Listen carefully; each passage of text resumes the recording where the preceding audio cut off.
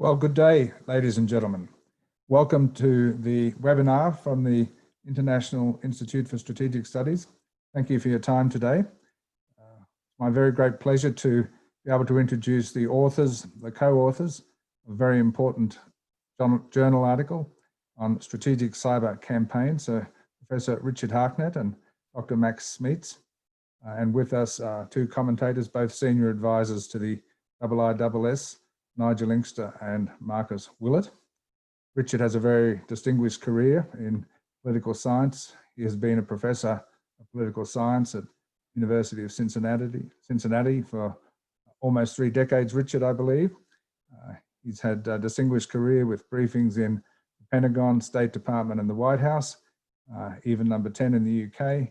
He was scholar in residence, the inaugural scholar in residence at the United States Cyber Command for 1 year in 2015. Later had a Fulbright scholarship to University of Oxford.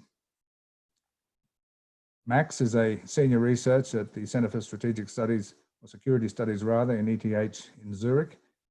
He's had an equally distinguished career, if not as long. He's won a couple of prizes for his research work. He's held lecture posts at the Center for International Security at Stanford University, and he's been a lecturer at Oxford University as well. He's held numerous fellowships in important think tanks in the field, Columbia CEPA, New America, and so on. So after Richard and Max present their paper for about 20 minutes or so, Marcus Willett and Nigel will offer some comments. Both Marcus and Nigel come to us as senior advisors for IISS, both with distinguished careers as senior leaders in the UK intelligence community, and more recently, very active in public-facing analysis and research on international cyberspace affairs. We'll run the webinar today through the purple hand function. So discussion and comment is definitely part of the intention. If you'd like to offer a well-crafted and concise comment or question, please do so by indicating with the raise your hand function at the bottom of your screen. We will handle questions and comments in rounds of 3, just to get a bit more participation from the audience and to stimulate some active conversations. If you don't get a chance to have your questions addressed today, we'd like to keep in touch with you in coming weeks and months about the content of this webinar. We believe that the article by Richard and Max is likely to be extremely influential in international affairs for a coming decade at least. It addresses a very important point of interpretation of international strategic policy. So ladies and gentlemen, thank you again, welcome again, and let me turn now to Professor Richard Harknett. Richard. Well, Greg, thank you so much for that wonderful introduction, and thank you to IISS for hosting this event. I would have much preferred to have been in London or Singapore in person with the audience, but this does give us an opportunity to reach a larger a crowd. And both Max and I are really quite excited to have a conversation as best we can with everybody through this medium. So we're going to try not to just summarize the article in full, but to set it in some context for us, and then key up both Nigel and Marcus to illuminate us a little bit further on potentially our shortcomings, and maybe 1 or 2 things that we might have gotten right. I want to start us off with a quote that just sets some context for me. It's one of my favorite quotes about theory and the role of theory. And if you just would allow me, theory should cast a steady light on all phenomenon. It should show how one thing is related to another and keep the important and the unimportant separate. Theory in the end can give the mind insight. As Greg indicated, back in 2016, I had the opportunity as an academic that had been focused on cybersecurity studies for a little longer than I'd like to admit, to go into the US government And one of the key takeaways I had, one of the reactions to the early briefings that I had devised that I'll always remember was a senior official who said, basically, Professor, what's been happening in front of us hasn't changed at all. But I have to say, how we see it has. And as an academic, that's sort of one of the key things that we think we bring to the table. Right? Once you pivot on what you see, you are positioned for the construction of better policy, and on the academic side for better explanation. And I think this is what Max and I basically set out to do in this piece, is to provide a construct that allows us to pivot in thinking. For those that may have known that quote, it actually comes from the great theoretician on war, Karl von Clausewitz, right? And there may be a little counterintuitive notion there for me to start off with a quote from Clausewitz when Max and I are basically arguing that the focus on cyber war has been the wrong construct, right?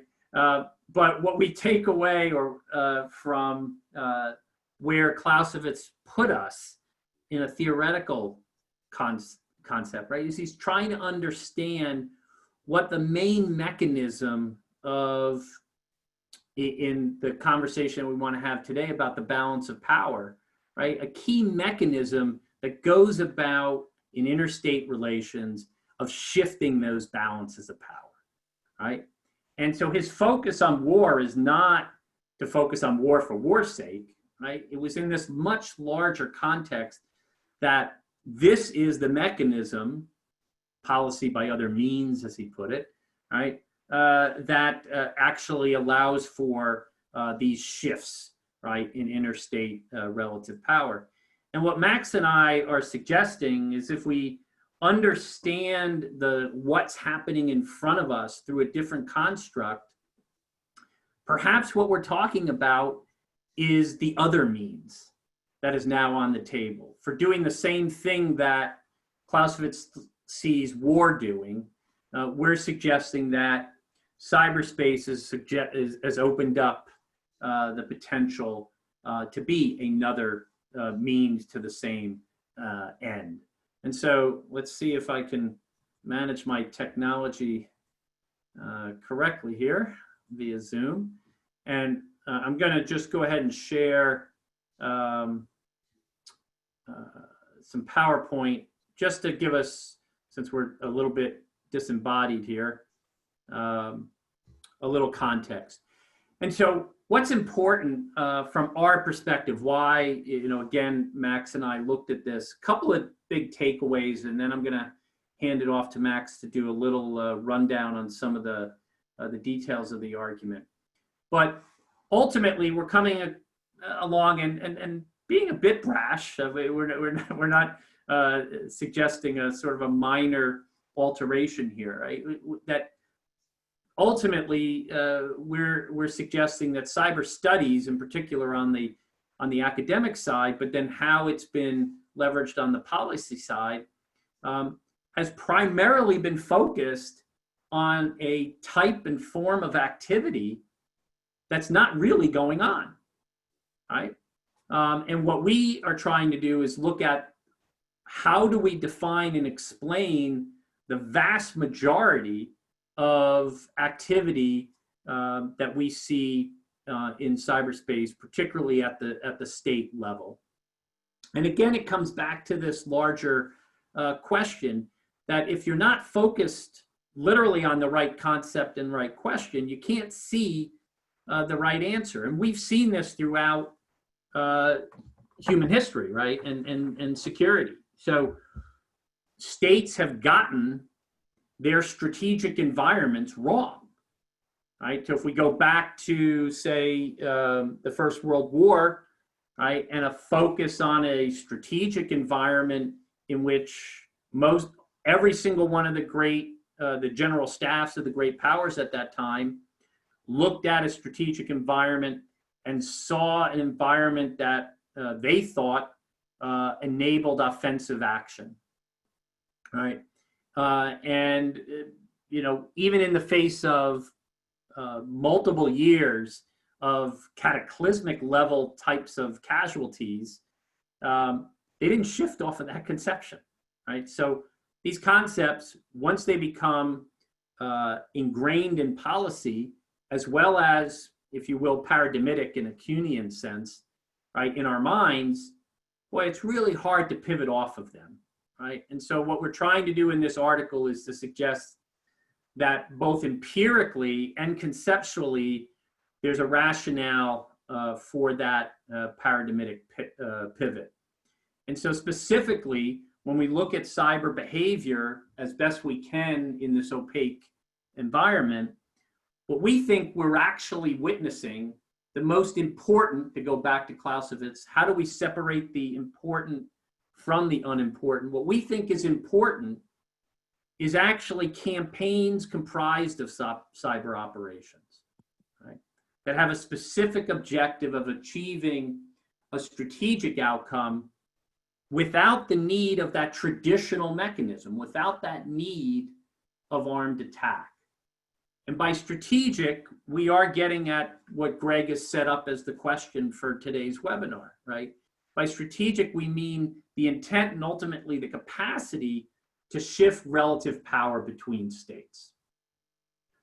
What we think is quite important and a main contribution of this article is the argument that in the pursuit of these strategic outcomes, what we're seeing behaviorally, or what we're seeing operationally, I should say, is not the shaping of behavior, right? That this is not a space in which operations are primarily focused on coercion, that is shaping the behavior and thinking of others, right? But rather, the campaigns that are being conducted are about adjusting the actual environment to their favor. It's actually going at the national source, the sources of national power, and trying to adjust them. And that is a significant pivot from, for those of you that are in the policy environment, right, where we have constructed a frame that was much about shaping the other side through prospective threat, right? If you do this, we will do this to you, right? There is no if contingent relationship here, right? In most of what we're seeing. Rather, it is a direct and or indirect adjustment of the environment to achieve advantage.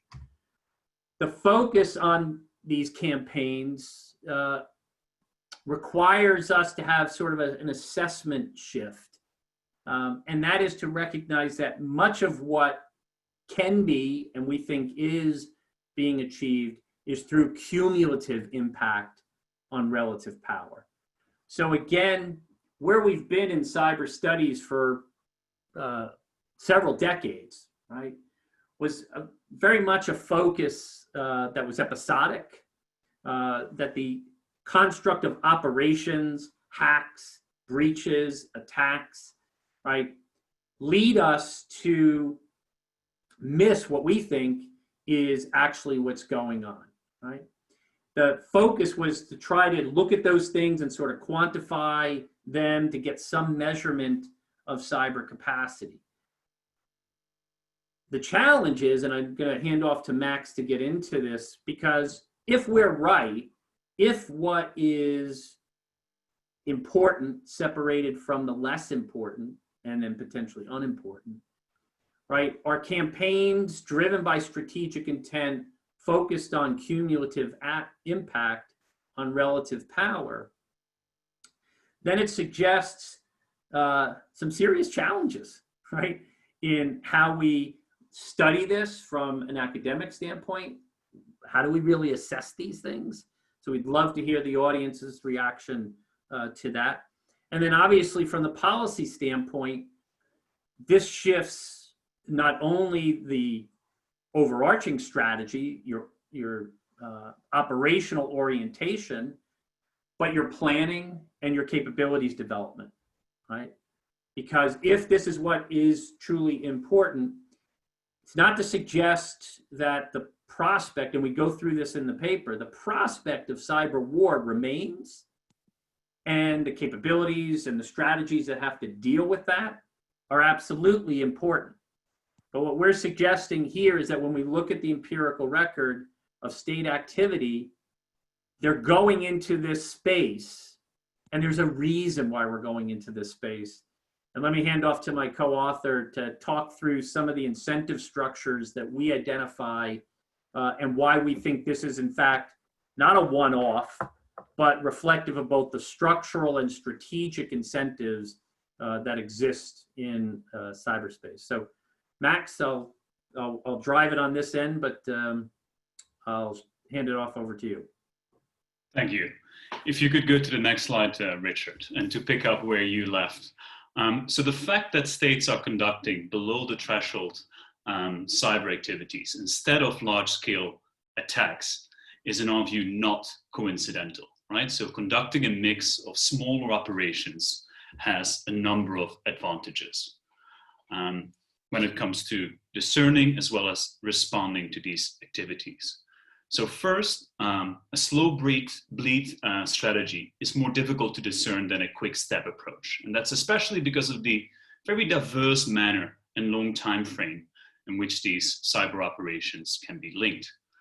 Second, the time separation from actual operations being conducted and being forensically discovered itself can be exploited for an advantage as well.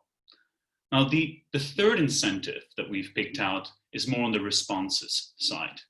And that's that the incentive for activity that is below the threshold of armed attack and how that is linked to the immaturity of almost international law and certainly international norms. And this also holds for domestic law and organizational structure. Cyber operations that can be directed, in our view, between the seams of domestic authorities and regulations. So where each different department in a certain country is focusing on different operations of this same campaign, these type of campaigns have a much greater potential for success, or at least have a much higher probability of a lack of effective response of that actor. And fourth and related, it actually may help to negate the kind of conventional superiority that some states have over other states, as it is more difficult to credibly induce an armed response against this type of activity. Richard, could you go to the next slide? Now, with this change in theoretical lens, it also then changes how we look at empirics, as Richard mentioned in his opening quote. And just to highlight that, think about how one would look at China from the very conventional perspective. Then you may very well see China as basically the most peaceful cyber power in the world. There are very few known cases in which China is conducting cyber effects operations, so operations to disrupt, deny, degrade, and or destroy, especially when it comes to foreign targets. And then when those are foreign targets, it tends to be dissidents. But of course, when you apply a different lens of cyber campaigns, it shows that China is a very strategic actor in this space. The most obvious set of activity to this point is IP theft, which we read about all the time, and how China's decades-long cyber industrial espionage helps them to catch up. Yet it is important to keep in mind that the transfer of technology, and we're happy to go into that in more detail in the Q&A, is actually only one of the goals sought by China through cyber campaigns. So it's not just the only one. Richard, could you go to the next slide? So consider the following cases that have frequently been reported in the media as well as in policy separately. So you have in 2014, where Chinese hackers, so specifically APT-19, stole almost 22 million records of both current as well as former government employees in the US as part of the OPM, Office of Personnel Management breach. And this stolen data included names, dates, places of birth, security background checks, data on intelligence, military personnel, and even fingerprint data of about 5 to 6 million employees. The hackers, in some cases, also accessed what is called the standard form 86, which at least some of maybe US officials on the line are familiar with, which holds records such as drugs use, alcohol addiction, and other financial problems. Now, that in and of itself is, you can say, a perfect source of blackmail. But if you then combine that with a number of other breaches, you see how this notion of operations linked to campaigns really starts to add up. So this information could be combined with other data, such as medical data stolen from the Anthem insurance breach in February 2015, also by APT 29. And then the travel records from United Airlines in July of 2015, just a few months later, or the hotel reservation data from Marriott International. Now that suddenly combined gives you a not just very much up-to-date, but almost a live picture of where maybe US officials are staying, who are they meeting, who is working at the US Embassy, and its actual paycheck is very different from what it seems from its position on the US Embassy website. And are all of those kind of things combined that cumulatively give China a much more comprehensive overview of some potential military as well as intelligence activity coming out of the US. Okay, so where does that leave us? Richard, could you go to the next slide? It leaves us with this article for all of you to read. But I also want to end with a couple of what we think avenues for future exploration at both different levels and I guess for different people as well. So from a private sector perspective and particularly threat intelligence perspective, it shows, of course, the need to increasingly move away from incident reporting and more towards campaign analysis. It requires in that sense also then sometimes a new hiring where you go beyond even more your techies and think about the geopolitical context in which some of these activities are conducted. I guess for the academic community that also already Richard referred to, it reveals through this need to study strategic conflict, not just in the War departments, but also in the broader IR and security studies community. And that does come with rather significant challenges, right? We don't want to have long cases anymore of just one operation when we in academic papers, but instead we want to really have cases of broader campaigns that links these together. And sometimes, which we actually haven't touched upon here yet, but do in our paper, sometimes campaigns that actually may be conducted by different actors, but are still linked together. Now, for policymakers, it really stresses the importance of new policy, which is better in responding to below the threshold activity.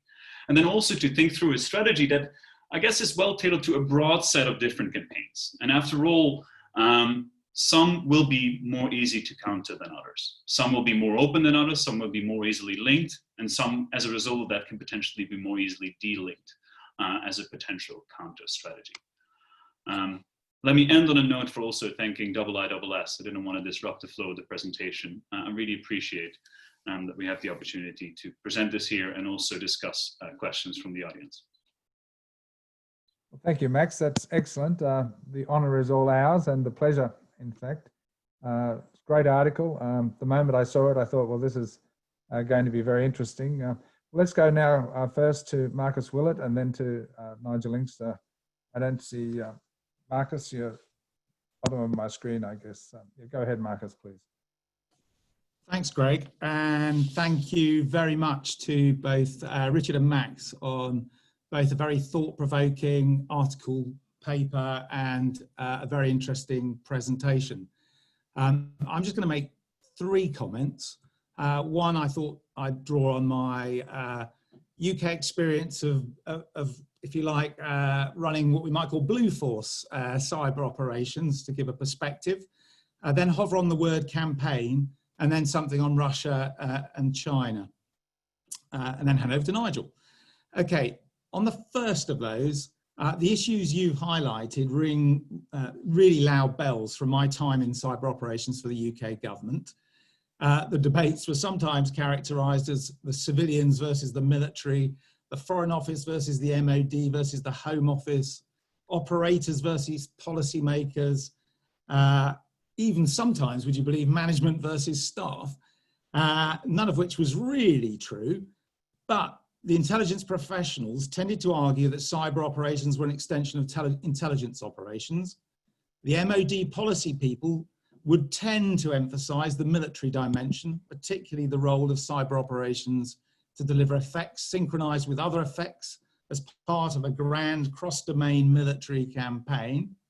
The centre wanted to see cyber operations thoroughly integrated into planful national cross-domain campaigns, for example, as part of the prevent counter-radicalisation pillar of the UK counter-terrorist strategy, and used in just that way against Daesh.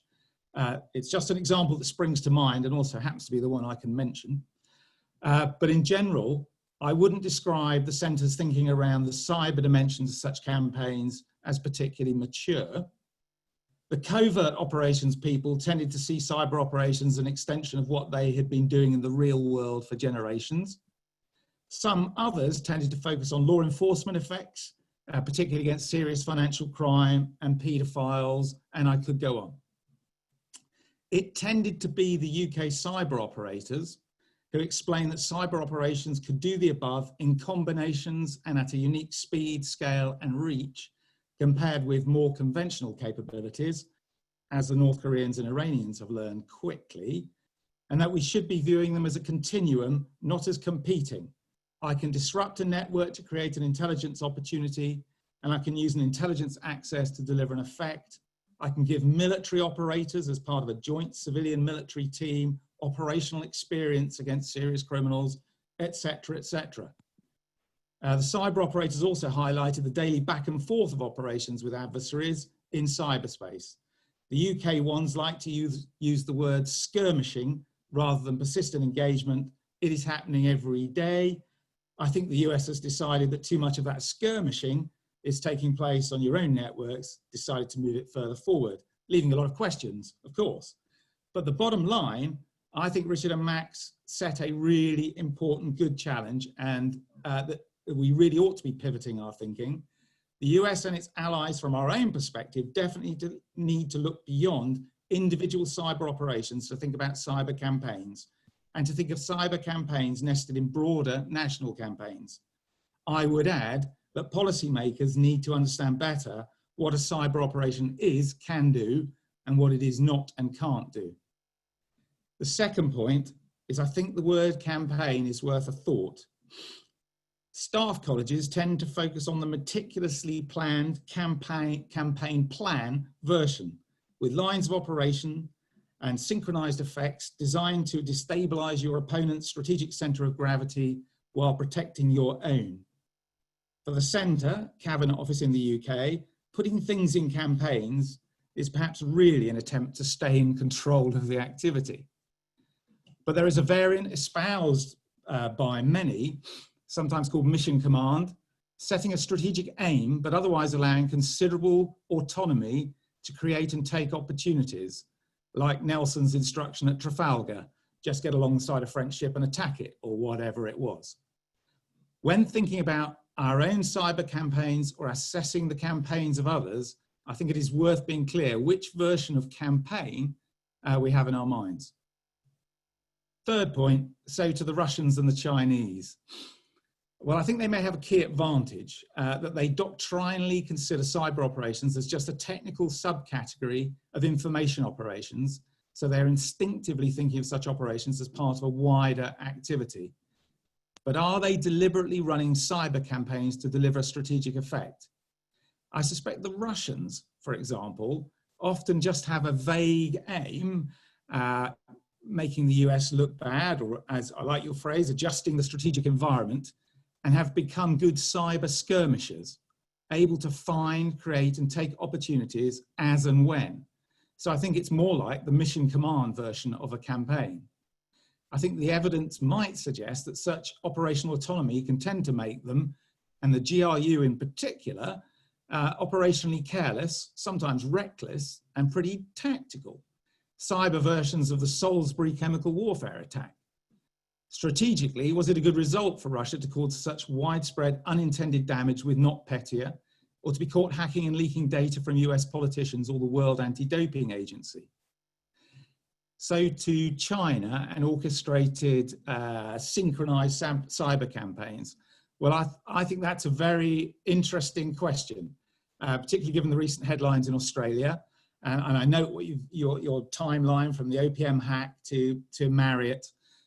So I am going to deliberately leave that question hanging. I would instead end with the obvious point that judging the intent of a collection of operations or a campaign is difficult. I know I'm trying to signal for deterrent effect, and I am deliberately operating below the threshold of an act of war, but what might it look like to my adversary? And on that note, I'll hand over to Nigel. Thanks, Marcus. Go ahead, Nigel. All right. Can you hear me? Thank you, yes. All right, okay, great. Yeah, well, again, I'd reiterate what Marcus has just said about the thought-provoking quality of this analysis, and I endorse the point that, you know, this opens up a really important area that requires a lot more thought and study. So also like Marcus, I will just make, you know, 2 or 3 brief points. And I think the first one that comes out to me is that what this, you know, I agree with the proposition about reshaping the environment.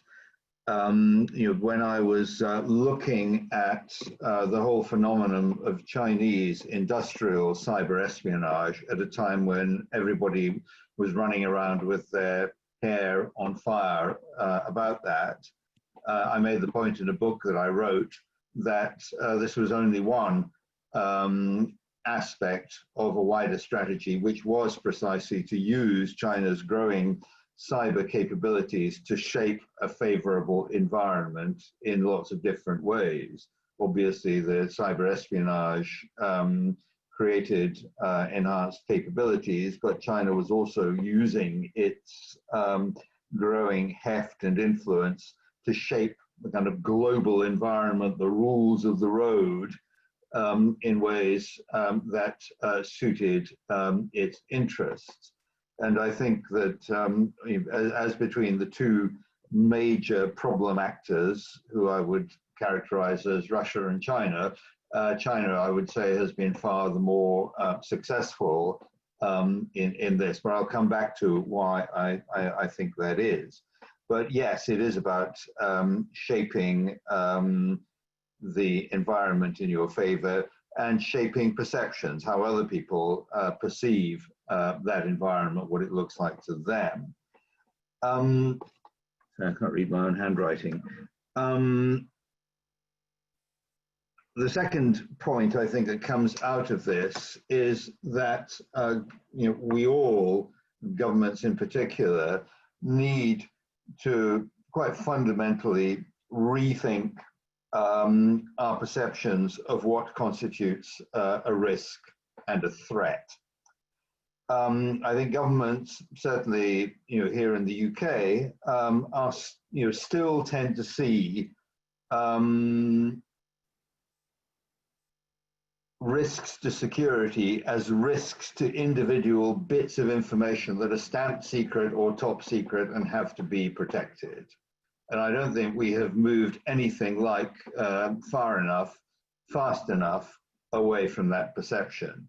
The Opm hack is you know, an obvious case in point. But I think increasingly we are going to have to think, learn to think about the potential damage that could be done by hostile access to data sets that normally wouldn't occur to us to be remotely worthy of serious effort to protect. You know, OPM, you would have thought people might have realized the potential implications of that one. But I think there are many other areas where a similar risk audit should be conducted because persistent cyber access to this data combined with artificial intelligence analysis has the potential to reveal both vulnerabilities and exploitable opportunities that we ourselves have no idea are there. So that's something that this is going to have to change. The third point, I'm going to focus on the China piece a little bit, because a friend of mine, a guy called James Mulvenon, who I like to describe as the thinking man's beltway bandit, has a thing that he calls Mulvenon's law, which states that the value of any Western article on China is inversely proportional to the number of references to Sun Tzu contained therein. This idea that China's all about winning without fighting.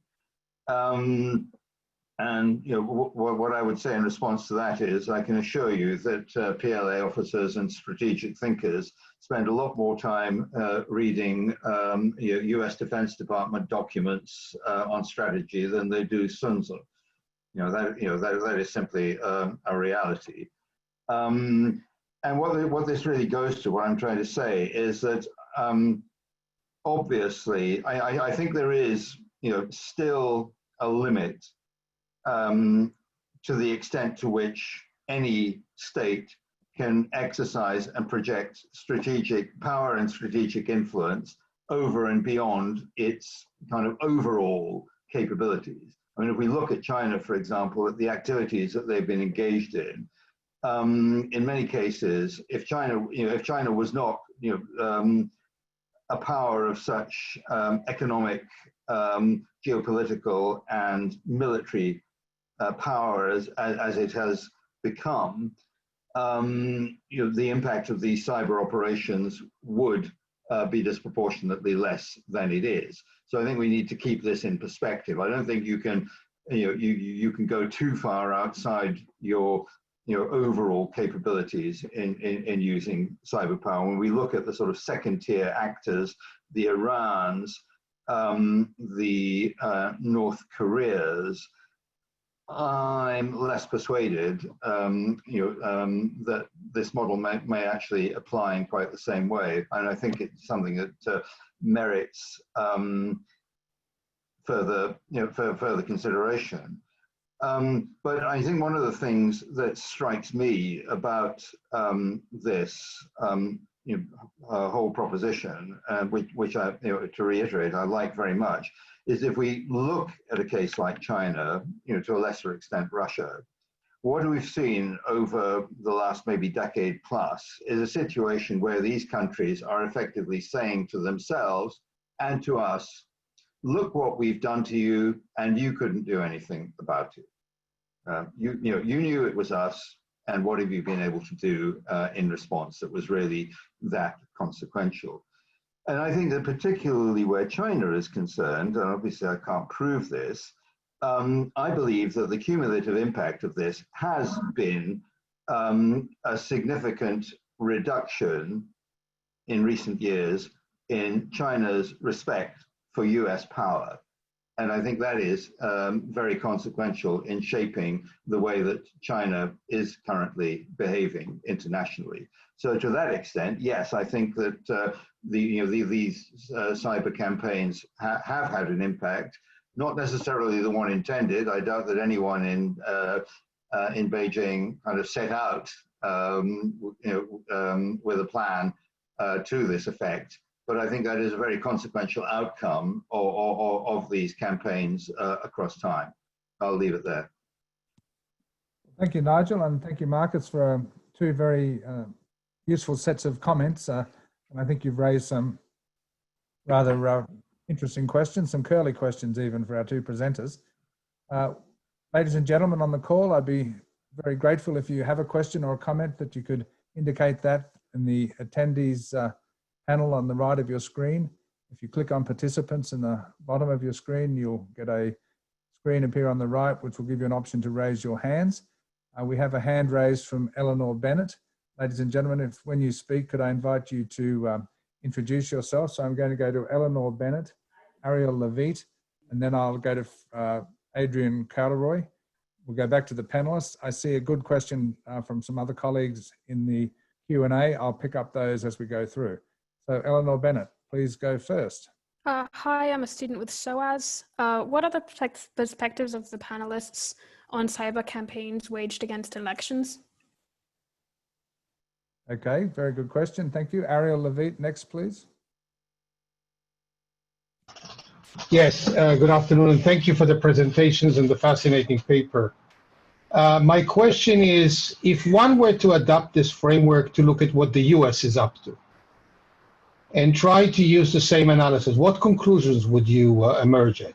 Question one. Question two, if you're sitting in either Moscow or Beijing and monitoring what you see as US campaigns, sustained forward engagement and so on, how would that feed into what you would think you're allowed to do, you could get away with, what you absolutely need to do, and what ways of conducting it would actually be beneficial if you actually understand what the US is actually up to?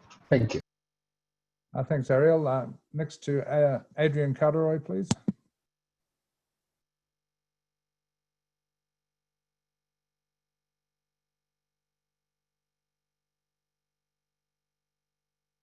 Hello, Adrian. Are you able to? Perhaps we'll get Can you Adrian hear in the me? next minute. Oh, yeah, go ahead, Adrian. Yes. Adrian Calderoy from BMI Group. Have you expanded your theories in the broader context of hybrid warfare? I'm thinking especially of the very different strategic objectives and capabilities you were talking about with China, Russia, and potentially other forces as well. Okay, thanks, Adrian. Well, we'll go back to the panel now. Richard and Max, and then Nigel and Marcus as well. Richard, I'll give you an opportunity to respond first, and I will pick up where you left. Great. I'll just sow some confusion, and then you can pull us back together, Max, and make it coherent.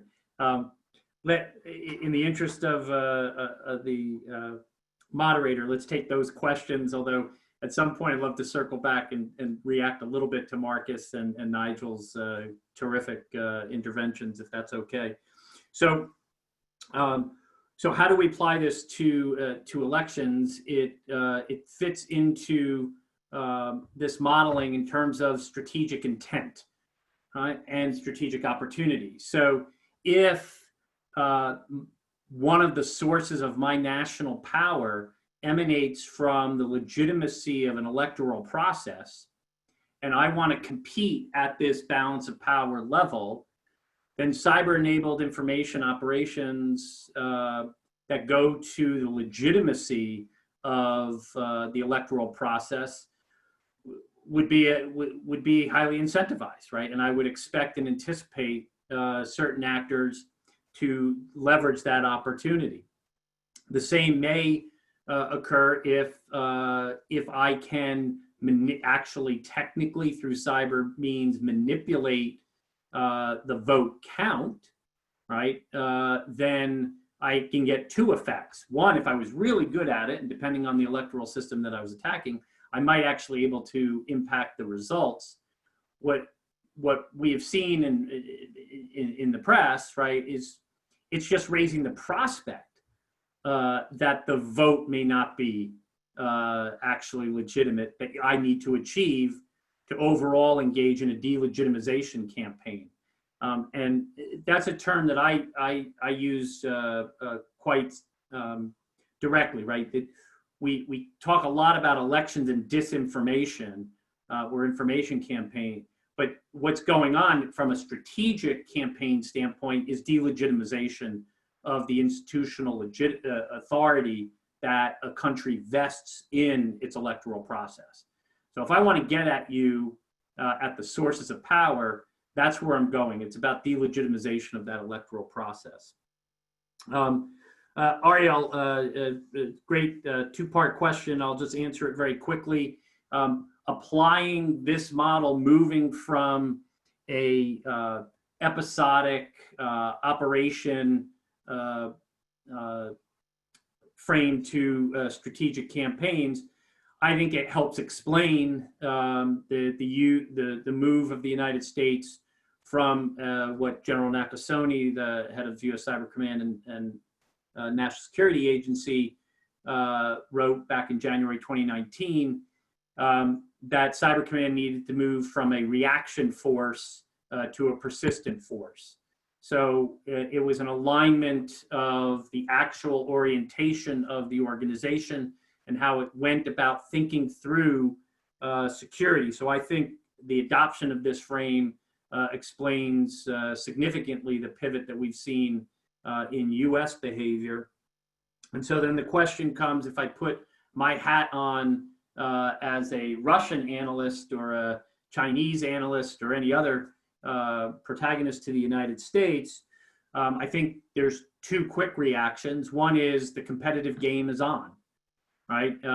I would actually submit that what the United States is overall, what they've articulated through the notion of persistent engagement, defend forward, is a continuous cyber operational space that's linked to strategic intent. That's what they've been up to. So I don't think that this is actually a conceptual pivot, but rather a recognition that there's now a more competitive environment. That has implications for if, back to Max's earlier point, that one of the strategic incentives is to advance a shift in national power, sources of national power, without a clear crossing of armed aggression. How far can I go on that? To me, this is another one of the fascinating things about this. If you adopt this perspective, where it's going to take our analysis is, rather than looking at traditional coercive constructs like escalation and escalation dynamics, the question is, how do I manage relative power shifts when I actually don't want that shift to go too far, right? But I want to gain advantage. I don't want to actually gain defeat. And what does that look like through the leveraging of cyberspace? I think that's a fascinating and open question.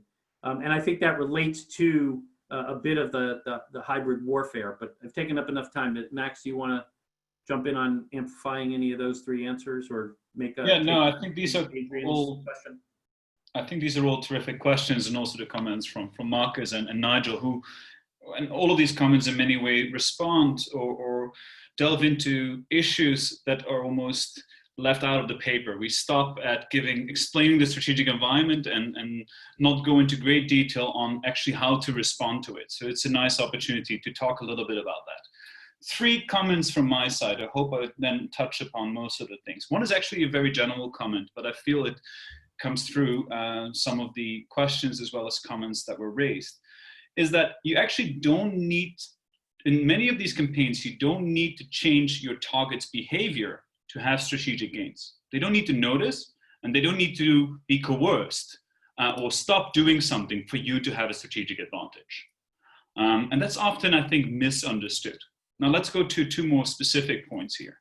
And the first one also relates to Marcus' point, if you allow me to, which is different campaigns do require different levels of coordination, right? So we can't as easily say, okay, because the Russians are doing this type of campaign that is not too coordinated, it also means that, what does that mean for other campaigns that potentially are conducted by China?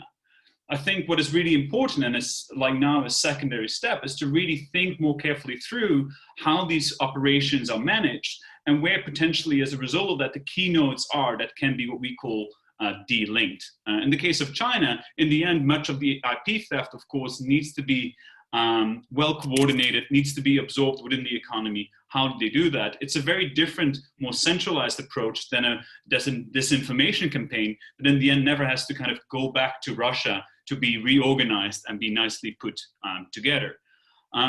So I think and again, that opens up different opportunities to counter different types of cyber campaigns against different type of actors which have different amount of resources available. Last and perhaps the most important comment that also goes to Ariel's point and Eleanor's point as well as Marcus' point, which is based on this understanding of the strategic environment, then what is allowed and what is not allowed. I think that's a really tough one. And anyone who may have followed the lawfare debate is actually also one that me and Richard may have slight disagreements on, or on that. Because if you take it from the conventional perspective, you will certainly have someone like Clapper or Mike Hayden saying about OPM, well, in a way, that's a great act. If we could do this, we would have done so as well. And with that, they kind of assume and say, you know, that's kind of on the table. You're allowed to do this. This is conventional intelligence as long as you don't go above the threshold of armed attack. But that is very much from the old mindset. Above the threshold of armed attack, that's what's strategically significant. The moment you now realize that activity below the threshold of armed attack is strategically significant and can be cumulatively be strategically significant, it's really hard to know which specific operation accumulates into something broader and what doesn't. And that's, I think, a real challenge. Like, where do you draw then the border of what is allowed and what is not allowed? And from my own perspective, it actually changes in the question in many ways. It's now more easy to say what is not allowed. I think we can all come up with a list. It is more difficult to say what is allowed. So whereas in the past, it was the opposite, the question has now turned. Those are my short comments. Yeah, Great. thanks, Max. Great. Could I just link one last point on this? Because I wanted to, because Nigel sort of queued me up for this, and to Mark. So we may not have tactical incoherence doesn't necessarily mean that they're not working with strategic intent, right? And so if I use this model, I then take the distribution of power as my starting point to reconstruct, to your point, Marcus, right? It's difficult to understand intent and convey it, but I can reconstruct it from the starting point of where I am in the distribution of power. So if I'm in Pyongyang and I am facing a militarily superior force who is now placed through international organizations the most severe sanctions possible in order to shape my behavior, right? That's the traditional coercive strategy that's being applied to North Korea, right? To get them to move off of their nuclear and missile programs. And I can use, but I have cyber means that I can actually change that environment, right? So if I look at the cyber campaign that North Korea engages in primarily, right? It's about circumventing the consequences of those sanctions, right? Essentially to bring in money so that I can support the regime and the activities that are being coercively, being coerced to give up, right? If I did not have that capacity, would those coercive strategies be more effective against me? So from Pyongyang's standpoint, their strategic intent, I can derive or discern, right, through cyber campaigns, is to survive these sanctions, right? And they're doing it through theft. If I looked at the Bangladeshi operation as a bank theft, right, and I send in bank auditors, I miss what's actually driving this, right? That is one operation that is part of a larger campaign to circumvent the most significant international sanctions that are in place against that country. That, to me, is strategic behavior. It's not crime, right? And once we understand that, to Max's point, it requires you to think through different mechanisms to manage that, that state if you still want to achieve the ends that you've indicated, that is, that they're going to be coerced to give up. Well, thanks, Richard. Marcus or Nigel, was there one or two points from those sets of questions you wanted to react to? I think they're great points, great questions. We just need more questions now. Okay, we have no shortage of questions, I'm afraid. So I see Dr. Harlan Ullman, your hand is up. Would you take the floor, please?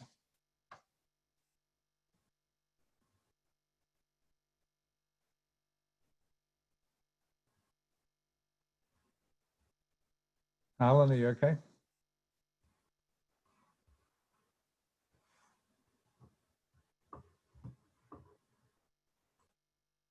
Okay, perhaps we go to Alan Mears next. Alan?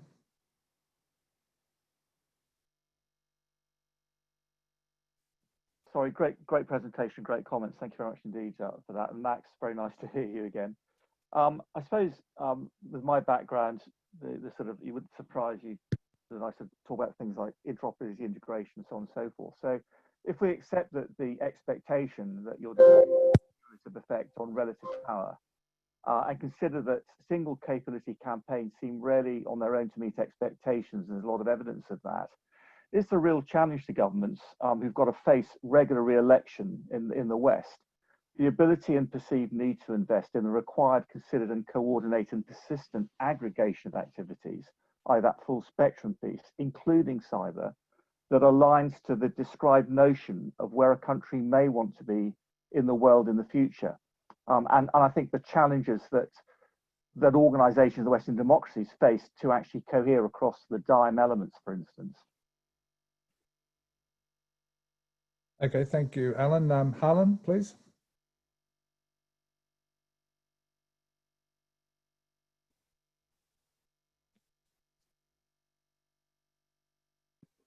Can you hear me? Yep, good now. Thank you, Harlan. Yes.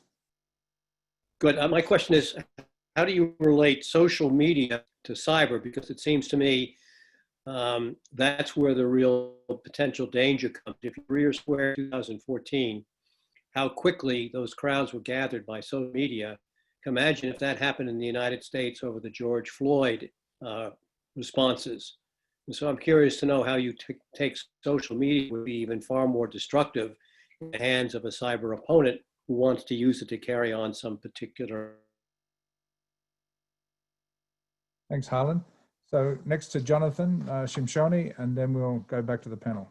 Jonathan.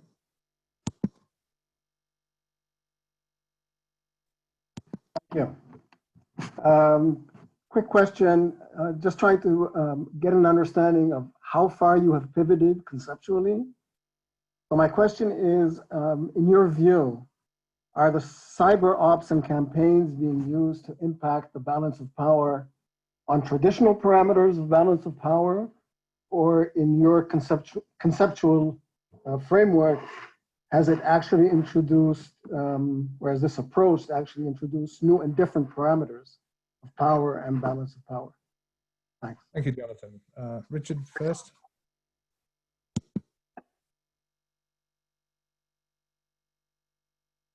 Max, you want me to same order? Max, do you want to go first? Okay. Sure. Oh, sorry. Yeah, no, go ahead. No, Max, you go. You go. On the question from Alan, let me start with that. So in terms of the difficulty in investment, so there are two parts here, right? One is the difficulty of making sure that governments understand the strategic landscape, and as a result of that are able to actually put the investment in that is required. And in many ways, I think indeed, actually particularly smaller states will have even more greater difficulties, because often campaigns go beyond what is happening within one state. You might steal IP from one pharmaceutical company in one country and then actually move to another country to steal related information, which then requires a much more kind of interstate response to some of that activity. Now, but there is also a question on measuring response and your ability to react. And there might be a strange, or I'm not sure if it is strange, but maybe paradoxical, an interesting dynamic going on here, particularly when you look at the US response. The initial, if you follow a notion of deterrence, right, an older the previous US strategy, it's really hard to measure when it is effective and when it is not effective, or particularly when it is effective, right? When you are deterring, right? It's hard to measure. The difference with this strategy of persistent engagement and defend forward is actually have an opportunity to measure some of that effectiveness. You can say, hey, listen, we have disrupted this operation, or we have disrupted that operation. So you can point to cases of success. That's very helpful if you move away from a strategy of deterrence. The difficulty then, however, is how you're going to respond when those other countries are not responding in the way you want to. Meaning, if these countries are ramping up their operations, what are you going to do? More persistent engagement or less persistent engagement? It's not entirely clear. There is not a clear prescription there, and I'm sure that views will greatly differ on that. On the role of social media, of course, I didn't hear like the question as clearly as maybe some others did, but I believe it was around the importance of social media today and can it be connected or not. Of course, that comes in two levels as well. One is kind of ownership of those platforms. So you kind of get almost like a supply chain question now around questions around TikTok and others, like who owns the data and how far do countries want to go to collect certain information that they can use for then a wide range of purposes. And then the second one is then almost the kind of dual use nature of existing platforms where they are used in ways that are not necessarily in line with what the people who set it up had in mind. Let's focus on the second one very briefly. And I have a very conventional response here on the increased ability to create bubbles that can be used particularly by actors such as Russia to indeed continue to spread the disinformation. But the second and more important one there is then how governments will respond to that. And more specifically here is if they respond to this and be publicly in the open, what will other countries do about this? How much will this incentivize other countries to equally use social media in that way to promote their objectives? Which raises a question, for instance, around Iran. If the US wouldn't have been so open on Russian use of social media for disinformation operations, would Iran have followed in Russia's footsteps in the same way as it is doing today? I am really, really not sure.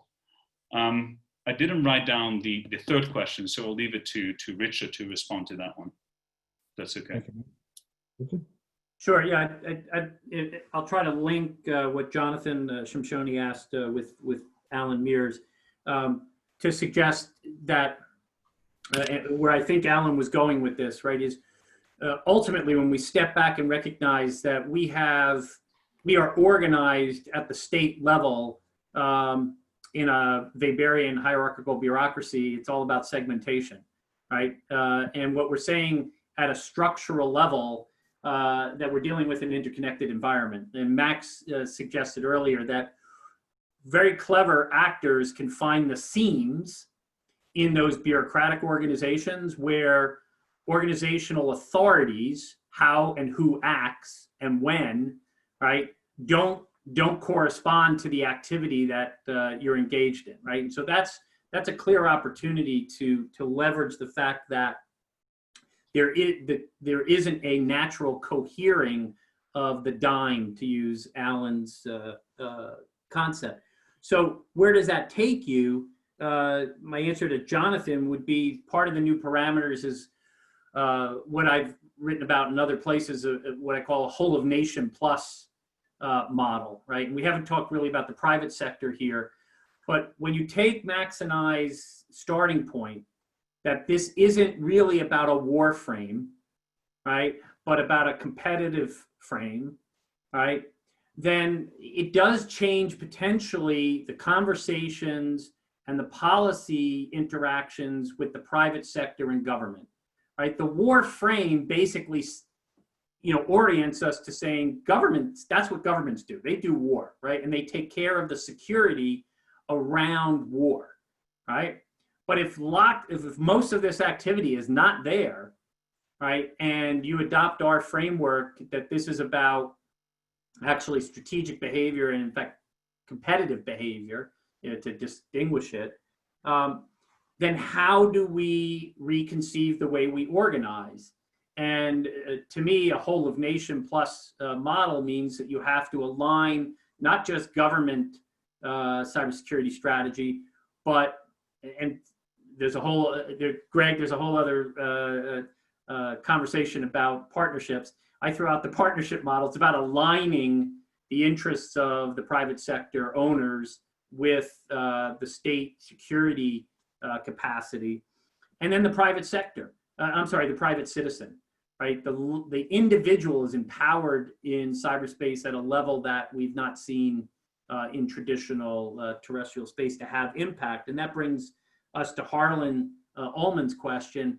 What I would say is the connection between cyber and social media, to me, are two levels of amplification and reinforcement at a scale, scope, and speed that we have not, in an information space, been able to achieve before.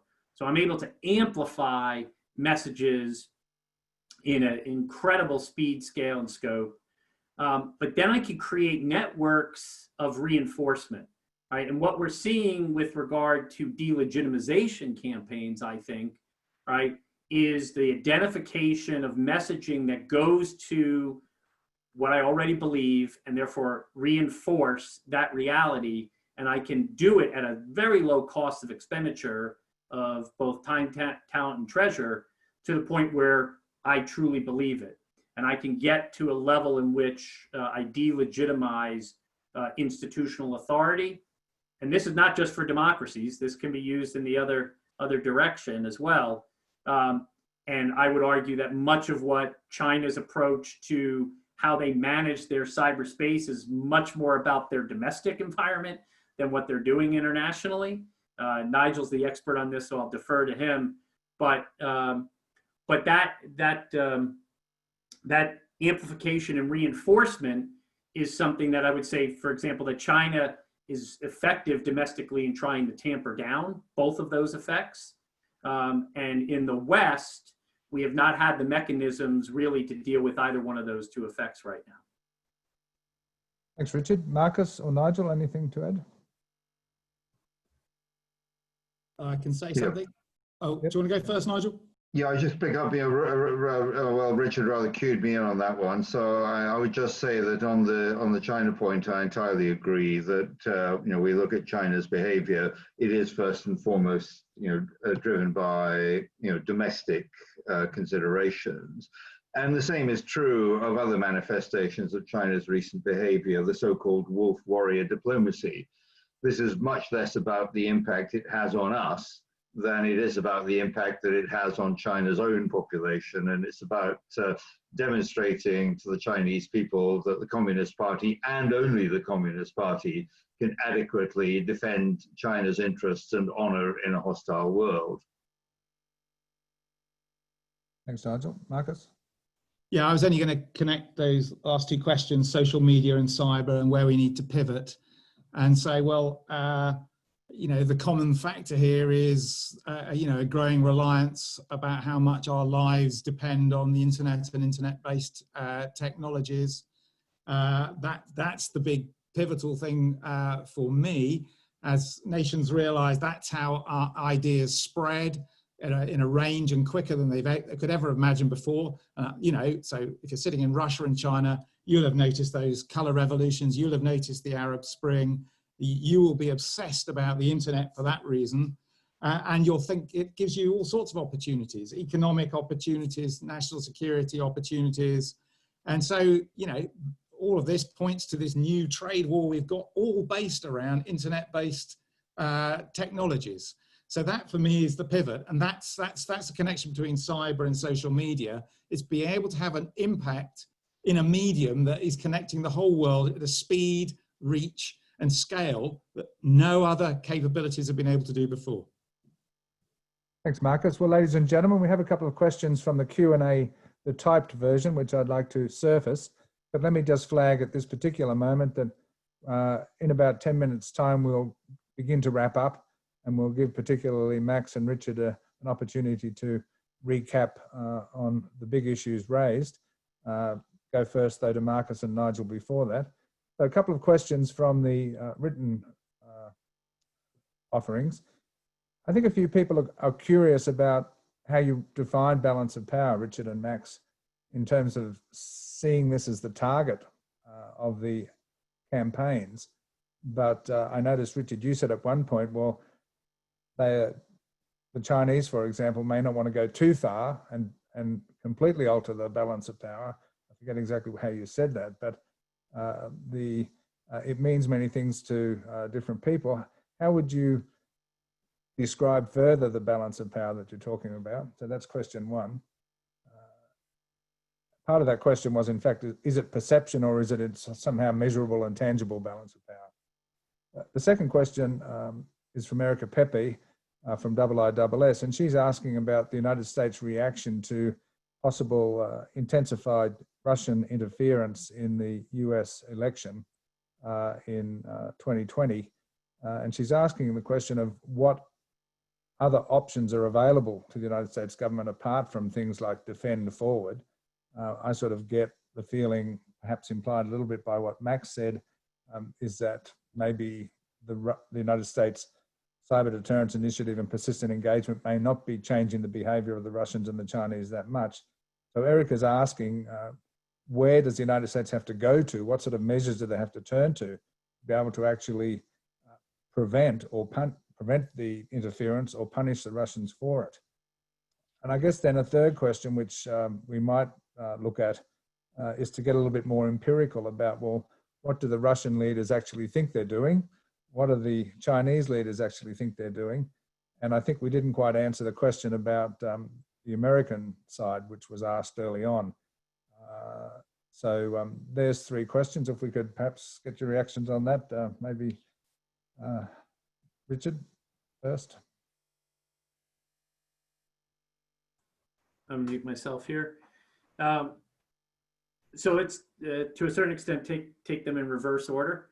I think just to link them, right? So empirically, what are these states doing? I think again, what we try to argue in this article, and I think both Marcus and Nigel granted us is that this is an important point, right? Is that primarily what they're doing is trying to change the environment in which they secure themselves, in which they compete. They are not doing this, they're not engaged in cyber operations to change the mindset of the opponent, right? And that this is a significant pivot in the way that we've understood national security through the Cold War, right? We had an anchor that was primarily about shaping the mindset of the opponent, right?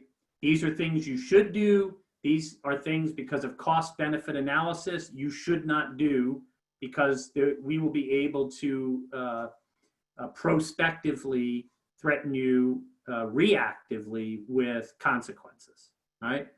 But what we're seeing, I think what we're arguing is that what we're seeing is that the primary driver here is to use and develop capabilities to literally shift the ground, right, in their favor. So if that shifting of ground is to delegitimize or call into question electoral authorities in democratic states, I don't need permission to do that. I'm not trying to coerce you to do that. I'm just doing it, right? I'm changing that environment. If I am linking, if I want to engage in a counterintelligence operation, which may in fact, let's say in the Chinese case, to Nigel's point, I'm concerned mostly about internal. One of the things that I might take away from that nice little swoop chart that Max took you through, right, is when I accumulate all of that, I also know, you know, my own people that I'm worried about engaging in possible intelligence operations against me. Are they meeting with Americans that I now know what hotel they're staying at, when they travel, right, and everything else? So it's a counter intel campaign, right, that does that. So I can use these data for lots of different things, but it's changing the actual facts on the ground, which is significant here. And that goes to this larger issue of, well, what of the balance of power, right? It's a starting point for us to discern strategic intent. So at a macro level, and I don't want to get too Waltzian here, but at a macro level or at a structural level, the United States, if we across the spectrum of both ideational and material measures of power would suggest that the United States is in a pretty good spot, right? If the United States was in the same spot internationally 50 years from now, probably well done, right? So I look at that and say, well, the United States generally oriented towards status quo at that balance of power, right? The distribution of power is generally in its favor, which then that suggests to me that the activities that I'm going to frame by other states as they relate to their relative power to the United States is a revisionist approach to that distribution of power, right? And so I start to frame what I'm seeing through whether or not these things are trying to revise the gaps in power that exist, right? And that's how that framing helps me as an international relations theorist and scholar try to analyze actual state behavior. And then down at that behavior level, what options do I have? I just want to take a little tweak, and Max alluded to the fact that we don't agree on everything, right? That persistent engagement and defend forward as it's being applied by the United States currently is not just simply about disruption, right? Or contesting acts. But if I defend forward, if I'm in networks where I can understand the marrying of capability development, I'm close to where capabilities are being developed with strategic intent, I now have a prioritization matrix that I didn't have before in thinking through, well, what would that type of actor with those types of capabilities, what vulnerabilities do they want to exploit? And then go to that private sector of that particular source of vulnerability, and they can change the conditions on the ground by changing those vulnerabilities. So I engage in a defensive operation, right, that literally takes the vector away. I didn't disrupt the capability. I didn't blunt the attack. I actually just changed the vector that they can no longer actually use. So they've wasted time, talent, and treasure, right? That is about having initiative over my opponent. This is a very unsatisfactory answer, right? For those that want security to equate with the absence of activity, right? To come back and say, we are in an environment of continuous operations that are seeking initiative against each other. Boy, that gets tiresome, worrisome, right? Back to Max's point, do we know, and Marx's point about intent, do we know how we're measuring these things? I'm not saying this is a good thing. I'm just saying this is what it is, right? And so we're going to, my expectation is that states are going to engage with each other more persistently and more continuously because of the structural and strategic incentives. And let's hope that we get this right more than we get it wrong. Thanks, Richard. Max? One short comment and maybe one longer comment from my side. On power, just to add to Richard, and perhaps reiterate what we said before, here we are not talking about power in terms of controlling other states, right? It could be, but it's above all on the structural positions and the repositioning of those states when we talk about the balance of power. So we move away from this kind of narrow understanding. On what the US is doing and where it should be going. So if the aim is to ultimately have the advantage and seize the initiative, as Richard mentioned, that can be done in a number of different ways. And sometimes the language here of being defensive and offensive isn't always the most useful. It's about how you're staying, kind of how you keep the initiative. I used to once the analogy of Muhammad Ali, where when he's fighting a boxing match, he could have the initiative by constantly punching the other opponent and through that be in control in that way. But equally, he could also have his hands behind his back and kind of avoiding the punches of his opponent and wearing him out. In principle, in the second, he's still having the initiative really. He may not be punching, but he is still in many ways in control. The key question where also some of the contention comes in around countries in Europe is then, of course, but then if this is the case, where does the US need to act to have the initiative? At which stage does it need to potentially disrupt or engage with the adversary? And when those adversaries or other countries are conducting campaigns through other countries, through the Netherlands, through Denmark, through Germany, all of those, what is US response then going to be? And that's, I guess, a dilemma, right? A dilemma in the sense of like, it's already tough to respond in or to be in someone else's networks for espionage purposes. To do this for disruptive or destructive purposes adds a whole new dimension. Any country which has even in rather broad sense of sovereignty often tends to disagree with this type of behavior. But equally, and that can be potentially exploited by other countries by exactly going through those states where the diplomatic friction is most significant.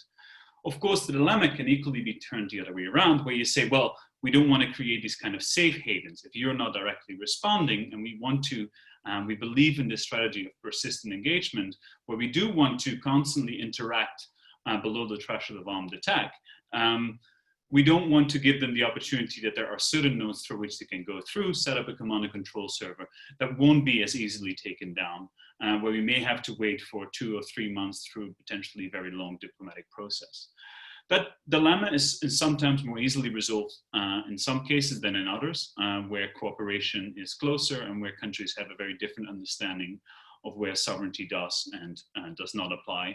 And perhaps in a broader strategic environment on where countries more or less trust the US government. I don't know if it would have been the same situation 4 or 5 years ago as to where the US government stands today in its kind of attractiveness of its strategy. Thanks, Max. We'll go briefly to Marcus and Nigel on those specific questions which were just asked. Anything, Marcus, Nigel? No, nothing from me.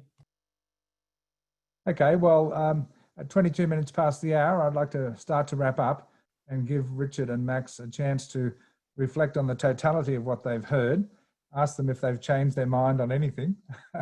So were there new ideas or new information that persuaded you that you might amend your thinking? I was particularly interested in the characterization that Marcus made of campaigns, with different types of leadership of campaigns, different degrees of tactical flexibility within an overarching framework. I guess from a personal point of view, I'd really be interested in perhaps just a quick reaction to the proposition that I see Russia acting strategically with campaigns very effectively. I don't see China enacting quite the same way, although I agree broadly that they're using a variety of operations which cumulatively undermine US positions. And then when I think about the United States, well, I'm not sure where they're going to end up, because at the end of the day, I'm not sure persistent engagement is going to help them that much. It seems to have limitations, and the United States seems to have so many vulnerabilities, they can't sort of manage to take them off the table in the way that they would like to. So final words, Max, Richard, what have you heard that you like, and what would you like to react to? Yeah, Greg, you queued me up. I did want to go back to Marcus on this, on the differentiation of campaign and getting more precise about that, and wondered, we'll have to engage offline because I really think that was quite helpful. I think it comes down to where we cut into the notion of strategic advantage. Right. So my own view of what's been published about what Russia did back in 2016, and then what they did or attempted to do in 2018 and what they're engaging in now is very experimental. Right. Like, so I don't think that they got there and said, let's go and disrupt, right, the US election in 2016. But this is another fascinating aspect of what the campaign construct enables us, is to think about and understand cyber power in a learning environment, right? So again, moving off of this episodic, operational, right, kind of big, war kind of construct, to a notion that it's not just cumulative effect, right? But it's continuous operations. We have to grant that these states are learning inside, and I think, again, Nigel may agree with this.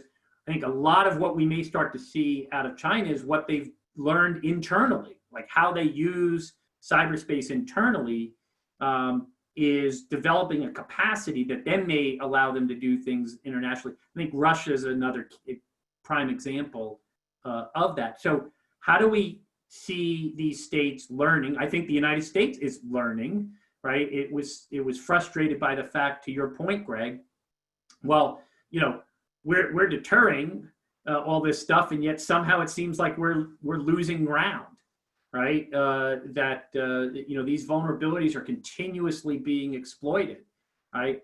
So there was learning going on there.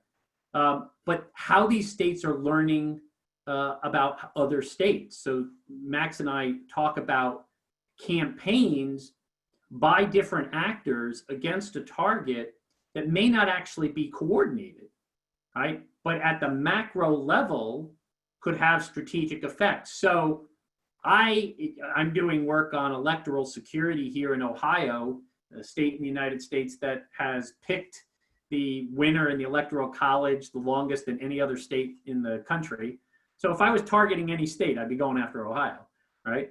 But we're not planning on Russia being the only person at this party, right? And if you look at some of the statements coming out of US government officials, there is arguments that Chinese or Chinese-related APTs are engaged in disinformation campaigns towards delegitimization. The Iranians have been suggested. So I expect there'll be several campaigners, right, with this larger notion of hitting the United States while it's down, right? Why wouldn't you, if you were in the distribution of power looking for that